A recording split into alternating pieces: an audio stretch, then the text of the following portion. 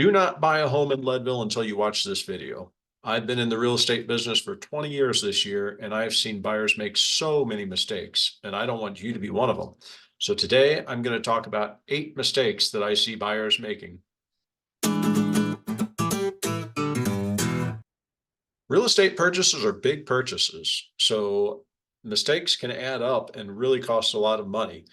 Simple mistakes can cost you thousands or even tens of thousands of dollars in a real estate transaction and potentially even lead to lawsuits and litigation, which is not a good thing. So today we're going to discuss the following 8 things that are mistakes I see buyers making, so you can avoid being one of them. Just spoiler alert, number 8, I think, is the biggest one. And if you stick around to the end, I'm going to give a quick top 10 bonus list that'll be helpful for you in your real estate search. So starting off, number 1 mistake, not getting pre-approved for your mortgage before going out to look for a home. It's really important to establish a relationship with a lender. I always recommend using a local lender who understands the area that you're buying in and does a lot of deals there. It's terrible when you find a house that you really want, the seller's requiring a proof of funds or pre-approval letter, and you have to scramble at the last minute. And while you're trying to get your lender to write a letter, somebody else puts the house under contract. Or even worse, you spend months looking for a house, finally talk to your lender and realize that you've been looking in completely the wrong price range and can't do anything with the house you want, even if you could. So that would be the number 1 mistake. Number 2, not budgeting extra for utilities, maintenance, taxes, and insurance. Now, most lenders are going to work with you and help you estimate taxes and insurance, but maintenance and utilities can be a big cost when you're looking at mountain properties. So it's important to know what to expect. And hopefully you've got a good agent that can help advise you on that. But when you have extreme winters, you can be looking at a lot of costs for snow removal that you might not be used to. Just the utilities, cost to heat the house, and making sure that you do the required maintenance to prevent damage. That could be even more costly, not cleaning off the roof when you need to, getting ice dams that lead to water leaking inside your home and causing tons of damage, or frozen pipes or other things like that. So that's number 2. Make sure you budget extra for maintenance, utilities, taxes, and insurance. Number 3, I'd say, is not understanding local regulations. So especially if you're looking for a second home, you come to a place like Leadville, there's a lot of regulations that affect second homeowners. Short-term rentals, that's a big one. If you haven't watched my other videos on short-term rentals, be sure to watch those to understand that issue. Is your property on a public sewer or septic system? If it's on a septic system, you've got a whole nother set of regulations that you need to worry about. And you need to make sure you're doing that correctly to avoid fines and potential additional costs or lawsuits. Water certificates. If you're buying outside of a city, maybe a subdivision of just land, can you get water? Can you get a well? Can you get water? These are all important questions to ask. Do you even know if your property is in the city or county? That can make a big difference as to what regulations you need to worry about. So number 4, not reviewing contract documents before you sign them. It's always amazing to me, especially in today's world with electronic documents. I can email documents to a client, and it's amazing the number of times I'll say, hey, take a look at this. We'll go over it together. Boom, they just sign it. They sign it without asking any questions, without reviewing it, and then have question later. So, well, too late now. You've already signed that document. So always make sure you understand what you're signing, review it before you sign it, and go over it with your agent or lender or whoever's providing that document to you. So number 5, using an out-of-town agent. So, I think it's really important when you're buying a property to use an agent that's local to the area. We talked a little bit about regulations. An out-of-town agent might not be familiar with specific local regulations that are pretty important. I've had out-of-town agents list properties in my area, and I've called them up to say, well, have you scheduled the septic transfer of title inspection? They said, the what? Yeah, that's pretty important. You need to know about that. If you don't know about that, I can help you with that. Also, why would you use an agent that might be, an hour, 2 hours or more away from a property you're trying to buy? What if you need them to get in to check on things, meet with people, talk to, people in the local government? How are they going to do that when they're nowhere near the property? So I always recommend using a local agent when you're buying or selling a property. Number 6, I'm going to say using an inexperienced agent can be a big problem for you. I mean, we were all beginning agents once. Everybody has to get a start somewhere.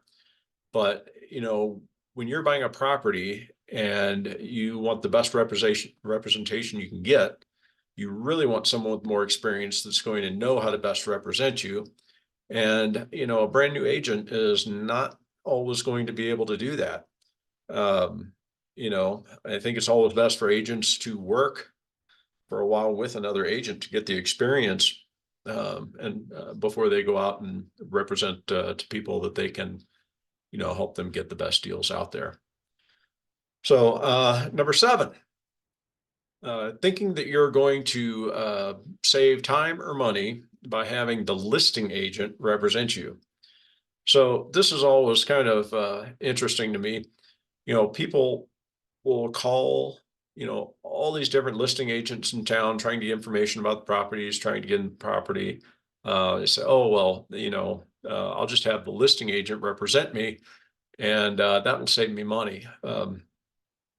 Not going to happen. No. First of all, the listing agent, you have to understand, they legally,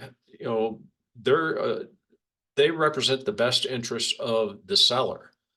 Their whole job is to represent the seller's interests and get the most money possible for the property.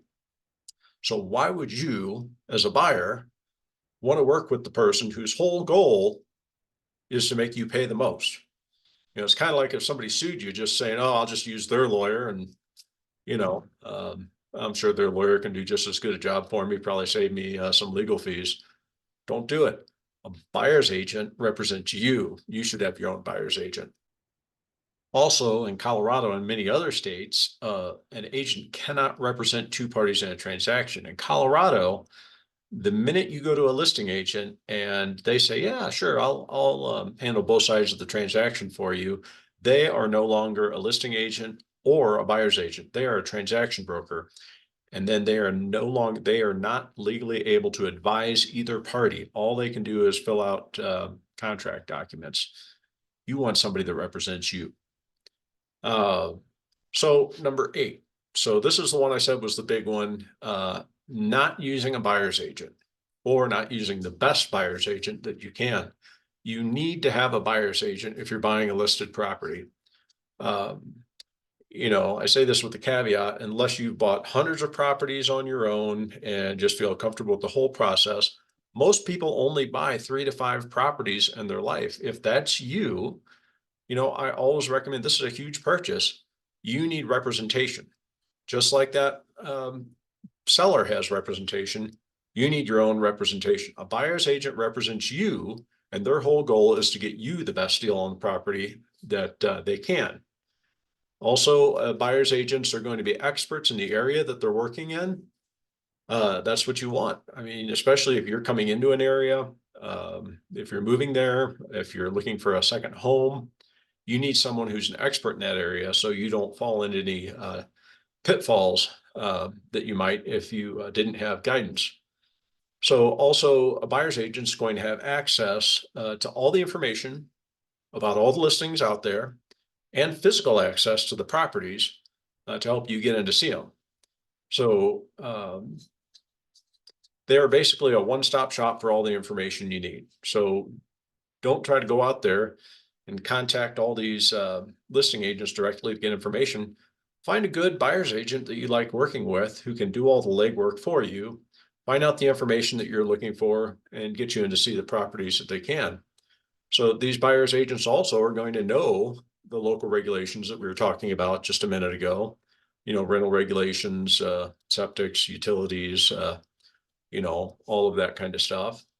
And they're going to know who to talk to locally if you need additional answers. They're going to know what inspections you need. They're going to know who can do those inspections.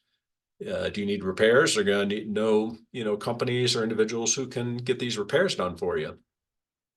They're a great resource to have. Buyer's agents also, we spend a lot of time keeping up to date on federal, state, local rules. We do a whole lot of training, and we know how to use the correct forms for the situation. We know how to fill out forms to avoid potential problems. So there's a lot of value there. Also, a buyer's agent is going to be a calm, kind of neutral third party who can help you focus on, the merits of the deal, getting the best deal, and not becoming emotionally involved. When we're buying real estate for ourselves, especially if it's our primary residence or a second home, it's a pretty emotional thing. The home is a big part of our lives. So having that impartial third person to create a buffer between you and the seller is really helpful. I've been doing this business, like I said, for over 20 years now. I always use a buyer's agent if I'm buying in an area outside where I live or work. So I think a lot of real estate agents who have been in the business for a long time would tell you that. And I don't try to nickel and dime somebody and say, oh, I'm an agent, give me a referral fee, give me a discount. No, I value your service and I want that. And I think everybody should have that. So that's number 8, the big one there. You need a buyer's agent. So now I said I'd give you a bonus tip. My bonus tip is a quick top 10 list here on how to find the best buyer's agent. So you shouldn't just settle for any buyer's agent. You want the best buyer's agent to represent you when you're buying a property. It's a big investment, so make sure you get the right person. So let's look at the top 10 ways to, maybe they're not top 10 ways, but they're 10 ways that I would suggest you try to find the best agent. Number 1, obviously you're in the right place. Here's your guy right here. So number 1, hire me. Number 2, ask how long someone's been in the business. Like I said before, everybody starts somewhere, but you really do want somebody with a little experience who can guide you through the process. Are they a full-time agent or a part-time agent? That's number 3. There's so many agents in the mountains that might just be a part-time agent. They give you a card, one side real estate agent, other side ski instructor. So, are you working with somebody who's devoting their full-time and professional resources to being a quality buyer's agent? Number 4, do they live in the community where you're looking? Once again, why would you want to work with someone who doesn't live and work in the area where you want to buy? You want an expert in that community and someone who, lives there themselves, knows the right people, and knows what's going on. Number 5, how many deals have they done where you're looking? An agent might have done 100 deals last year in Denver, but how many have they done in Leadville?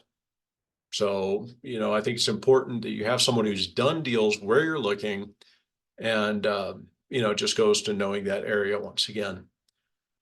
Number 6, are they available when you're available? A lot of people say, are they available nights and weekends? Well, it's hard to find a real estate agent who isn't available on nights and weekends.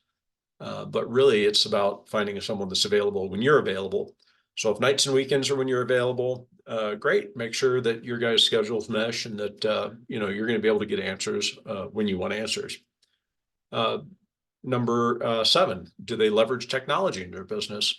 Even if you don't like technology, technology is a huge part of the real estate business, and it's becoming more and more important all of the time.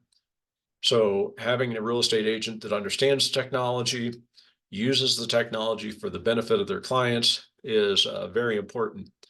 When I started this business, contracts were carbon copies. I'd walk around with a file cabinet in my trunk with contract documents that I could pull out, and they had 6 or 8 layers of carbon paper, and you had to push hard with a pen. Now everything's electronic documents. So, if you see a guy get out of his car with a briefcase full of carbon copy contracts, run the other way. So, number 8, does the agent have a good reputation? This is easy to check if you look on, Google reviews, places like Zillow.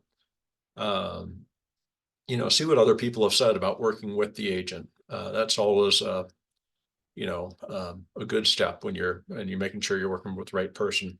And does their company, number 9, does their company have a good reputation? So just as important as the agent having a good reputation, does their company have a good reputation? That's one of the reasons I love working with eXp Realty. They're consistently rated one of the top companies in the world. They were just awarded a big national award for being one of the best companies to work for. So make sure your agent has their company has a good reputation. And number 10, do you feel good talking with them? Do you mesh? Do you feel like they're a person you like, you enjoy talking to, and you're going to be spending some time together and working as you try to purchase your house? So make sure it's someone that you feel comfortable with. So anyway, those are the top 10 items for finding a good agent and the 8 mistakes to avoid. I hope this has been helpful. If you have any questions on this, feel free to comment, email me, call, text, whatever you're most comfortable with. I would love to help you as you look for your next mountain home. You can find all my information below. Have a great day, and we'll see you in the mountains.